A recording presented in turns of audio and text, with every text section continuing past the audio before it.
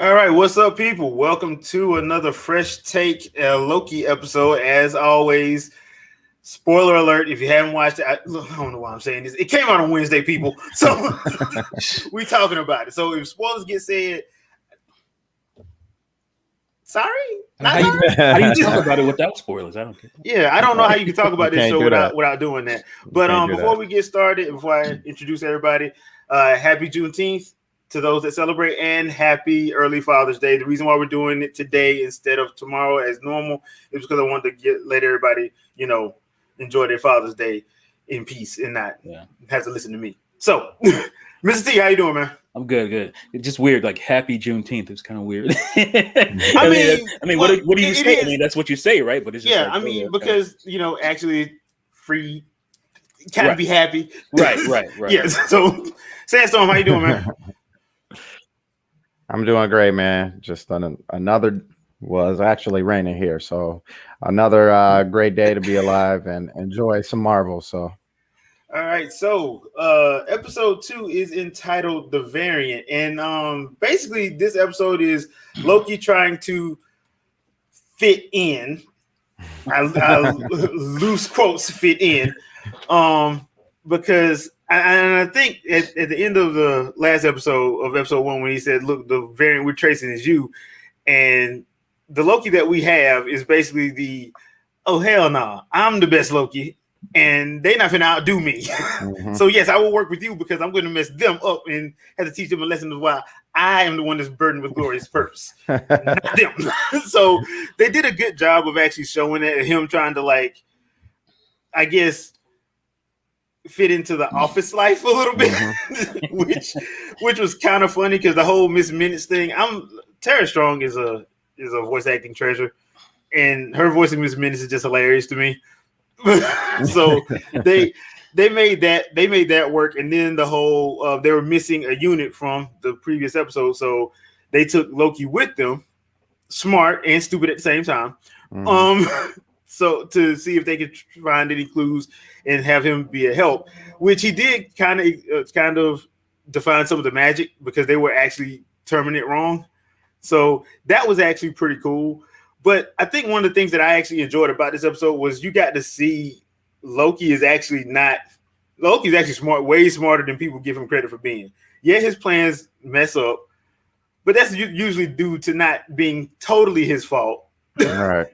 But he is smarter than people give him credit for. So first things first, Sam Storm, what did you like about the episode?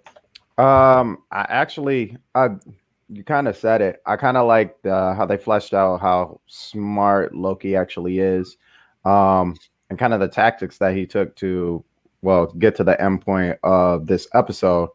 Him and Owen Wilson, they just got this. It works. It really does work. In the first episode, you kind of see that, and then now, even in that first scene where he's trying to be Loki, and try and break down these deals, and Owen Wilson's like, okay, wait, he's got it. Let's just watch. And he comes to the end, and he's like, nah, he's lying. So yeah, it's great to see that partnership between the two. And at first I thought this episode was kind of rushed, just for us having 6 and them kind of already getting to a point, but then they kind of flipped it towards the end. So I'm sure we'll talk about that in a second. But yeah, it was just overall the episode, it was a good pace. Okay, T. Yeah, I felt the same. It was like, do I really want to believe what he's saying here? The Owen Wilson character, I was like, I kind of want to believe him, but it's Loki we're dealing with. He's lying this whole time, and because in the first episode you kind of felt like he was like a victim, but then you learn he's not a victim. he knows what he's doing here, and it seems like the only one that doesn't realize it is Owen Wilson's character. But yeah, it was pretty good episode there. Yeah, and one thing that I did notice is you have to go back and probably remember the first 2 Thor movies. There's a reason why Thor kept having him on his squad. It's because Loki actually knows what the hell he's doing. Right. Mm-hmm.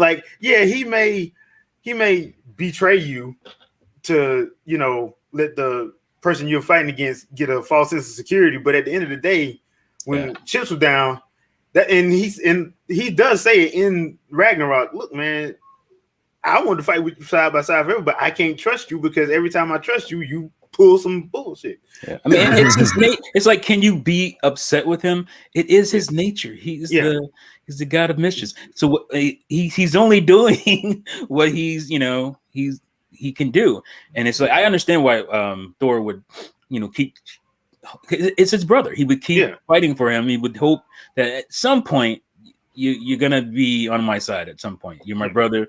I'm gonna keep fighting for you. I know you mess up. I mean, I'm sure we all have family members that are like that. You're like, man, but they just keep messing up. But you believe in your heart of hearts that eventually they'll come around. I will say that one thing I like about this show is that I don't know if I like it or it's just like I'm so used to it. Is that whole kind of Umbrella Academy vibe that's going on? It's strong Umbrella Academy going on. I don't know if I just like it because it's Umbrella Academy. I like it, or if it's just cool in itself. With the time. What are they called? The TVA. The TVA. Yeah. The TVA. Yeah. I will say I do like some of the characters in the TVA, but like some of the climactic part of the episode is before I get to that, when Loki figures out how the variant they're looking for is hiding, I thought that was cool because they went to Pompeii and tested his theory, which was funny because Owen was like, okay, let's do something small, like make bird noises. And Loki looked at him like, are you? Do you not know who I am? No, I'm gonna go act up. So he goes, releases goats, start telling them they all finna die, and Vesuvius explodes, and nothing happens to the timeline because all those people were supposed to die anyway. Right. Now, fast forward to the end of the episode, to the last 20 minutes of the episode, they found another apocalyptic point on the timeline, which is 2050 in Alabama, because there's a level 6 hurricane that's about to come kill a lot of people. Well, pretty much everybody. And they're hiding in a rocks art store, Walmart. But right. Now, the funny thing about this is there was a cool little character moment where and I can't remember the actress's name, so please forgive me. She was on Lovecraft Country. She's the one that beat his ass the first episode. Oh yeah. Her. She basically, they have a little look, I know you don't trust me. I'm here to prove to you that you can trust me. Because at this point, Loki's trying to find out who this variant is too. He's not finna do nothing betrayal because I got to find out who this is, because they not better than me. Y'all keep saying they better than me, and they not better than me. Whoever this is. Isn't she also the African woman in BBS? Or I think so. I think she is, but I can't tell because she changed her hair. So I can't. I gotta go back. I should have looked it up, but I could have sworn that was her. She is an awesome actress, by the way. I love her work. Yeah, she was great in Lovecraft. Yeah. So they paired them together, which at first I thought was going to be a big mistake, but it actually worked out, because that's when we figured out whatever Loki this is using enchantment, because she's basically going around touching people, enchanting them, and then talking through that individual. Yeah. Which led to some very good back and forth until they got to, I think the guy's name was Randy. Not Randy, Roy, the big fat dude. Yeah. Oh, Randy was the other Randy guy. Was the Walmart guy. Right. Yeah. So I thought that part was actually pretty good, because it changed it up a little bit, because now you have a battle of wits going on, and we still don't know who this variant is. So Loki's getting fed up, because he's like, okay, look, you're supposed to be me, so stop playing with me and show yourself to me, because I'm better than you, and you know it. So that whole back and forth was cool. But the one thing that I noticed is that a lot of those TVA guys are straight up, excuse my French, they some assholes. Yeah, I wanted to talk about that too. Yeah, because Owen Wilson is trying to, because these people, they're scared. I'm like, yes, you're in a moment where you know they're all supposed to die, but you ain't got to tell them that. Dude just acting like he ain't care. He's like, look, man. I'm like, okay, something's up with that. that's like the nature, right, of Yeah. that job and just doing that job. You stop seeing people as people. You just see them as variants, or Yeah. you know, Objects, just like, yeah. okay, this is going to happen to you. Whatever, you know, this is how it works. You know, so I mean, I know that's like on purpose. Yeah. That they, you know, have them that way, and that kind of makes me think, because you know, when I first watched the first episode, I'm like, all right, so Loki's a bad guy. We all know this. And these guys are the good guys. They're trying to fix time and, you know, make sure everything. But I'm like, are they really good? They seem like they want to control stuff, you know? Yeah. And I'm like, that's usually not good when you have people that are a person that wants to control everything, right? Right. And it's, yeah, that made me think. And Owen Wilson, you know, you like him more because he's kind of in the middle. He does seem to like care. He seems to be a bit different than the rest of them. And I'm wondering if these, what are they, the Trinity, the time guys or whatever? Yeah. I'm wondering if they're even real. Like Well, That, you one of them is, because one of them is clearly Kang the Conqueror. And okay, well that's the thing then. There you go. And if that's the case, then they're not working for the real. Yeah, they're not working for the good guys. They're not working for the good guys. They're not. Yeah. So, because in the comics, the TVA, Kang is not a part of the TVA in the comics. Yeah. He's not. Matter of fact, they usually spend most of their time going after one of the Kangs because one of them is doing something stupid. So, but the funny thing about it is, like, when they show, because they make sure to always show the one that's gonna look like Kang. And if you notice, it's the guy. Oh yeah, that's true. Yeah. They always give him the close up. Every time they go to like Renslayer and whatnot, you see those statues. They focus on the middle one, which is the one that looks like old boy from Lovecraft Country, because he's going to be Kang and Ant-Man. That's on him. So I'm sitting there like, slick. I'm like, okay, I know Kang the Conqueror ain't a good guy. He's not really a bad guy, but he ain't a good guy. He's kind of, you know, anti-hero. Same thing with Loki. I'm like, he's you know, he's a bad guy, but he's not really a bad guy. He's just kind of an anti. He's trying to fix stuff to make stuff flow right for his timeline. Right. And the way he goes about it, he's a prick. So yeah. That's just the only way to describe it. And comic book fans, y'all know that. Y'all done read that stuff with Ken. You like, dude, can somebody slap the taste out his mouth, please? So it's one of those situations where I'm like, I know all this, so the TVA acting like that, I can understand to an extent, but it's to the point where you're like, okay, I'm on Mobius side. Like, dude, you ain't got to be a dick about it, man. Look, you ain't got to. You can at least straight up try and be. Say, excuse me. Yeah, or try to be like at least understanding of the circumstances. You know, these people don't know that they're all supposed to die. Right. They don't know that, so you can actually be a little bit more. But I like that they put that scene in there. Now. Yeah. I like the fact that they actually put that scene in there. The other thing too is the other thing, we finally get the reveal, which I thought they weren't going to do this quick, but if they're doing the Council of Loki, which I think they're doing, they would have had to reveal this quick. But there's only one problem with the reveal. We do get Lady Loki. She takes the hood off and it's Lady Loki. But my question is it? My comic book fans, if you know about the Council of Loki, you know all variant Lokis all have black hair. But the Enchantress has blonde hair. And before then, they made sure they put a line in there where Loki, he don't like enchantments. He thinks it's beneath him. So he would never do that. Nobody in the Council of Loki would ever do that. So I've never known like in the comics, unless I've missed some, because some of the stuff I have missed, unless I've missed some comics, Loki doesn't really like enchantments. So I don't think any one of them, except for like Kid Loki, and the reason why he does it is just to piss people off. So, but other than that, he's a kid. So I don't think that's Lady Loki. I'm starting to think that's the Enchantress. Yeah, because she's one of the characters from the Thor side that should have been in one of those MCU movies, but never was.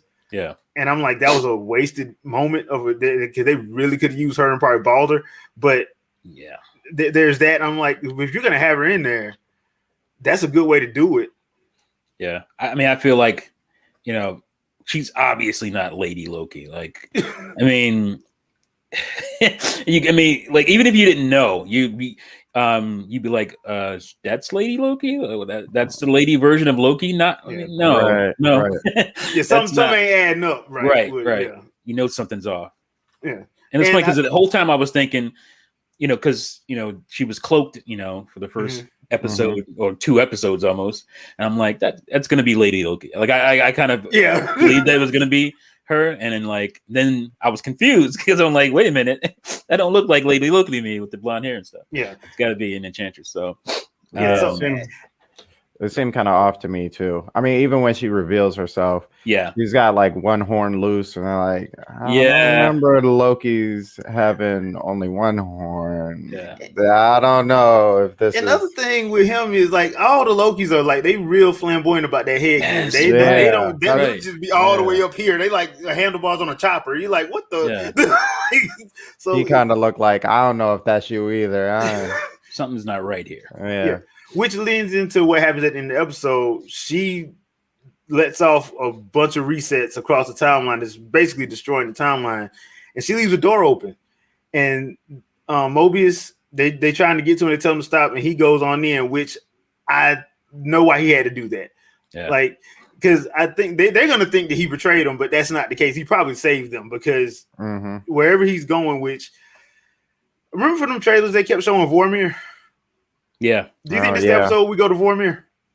Maybe. Maybe. Because Vormir should sit outside of everything. They're hinting at it, so Vormir should sit outside of everything just because Red Skull's there, and that's where that's where you get that Soul Stone at. So it should not sit on the timeline.